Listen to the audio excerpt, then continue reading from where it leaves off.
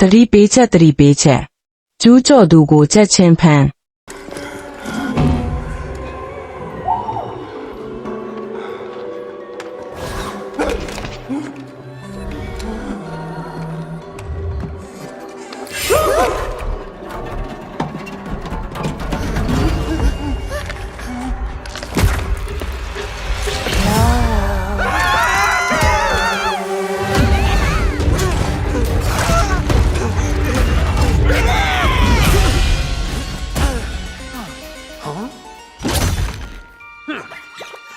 ဒီမှာမတည်တဲ့ကောင်ကဘာလုံးနေတာလဲ ဟာမင်းကကိုကျေးဇူးတင်တယ်မင်းတက်ကိုကယ်တဲ့အတွက်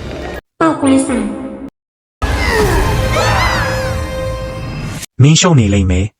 ဘာလို့ငါဒီမှာရှိနေတာလဲအချင်းချုပ်ပြန်ပြောပြမယ်ငါကကျေးစားစစ်သားပါဒီအလုံးမှာသူငယ်ချင်းအများကြီးမရှိပါဘူး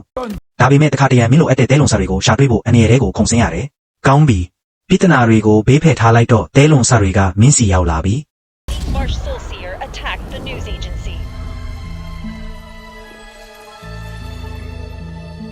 ဟေးဝိညာဉ်ဆရာဒီလူကမင်းကိုနှိမ်ချနေတာပဲ ဘယ်သူမှငါ့ကိုမရက်တတ်နိုင်ဘူး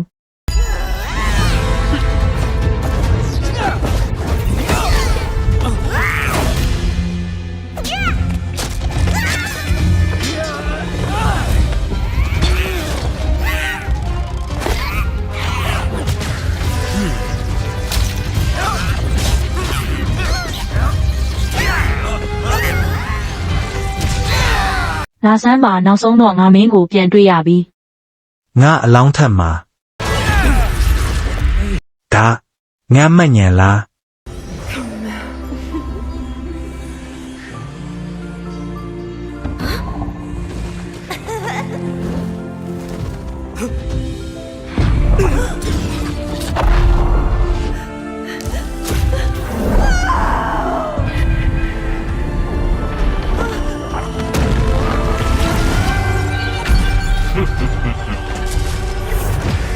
အတန်မာဆုံးကြေးစားစစ်တာ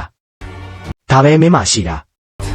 ဒါပါလေမင်းရဲ့အင်းတစ်ခုလားအတိအကျပဲတစ်ခုတန်မိုးနဲ့နှစ်ခုရလိုက်တာပဲ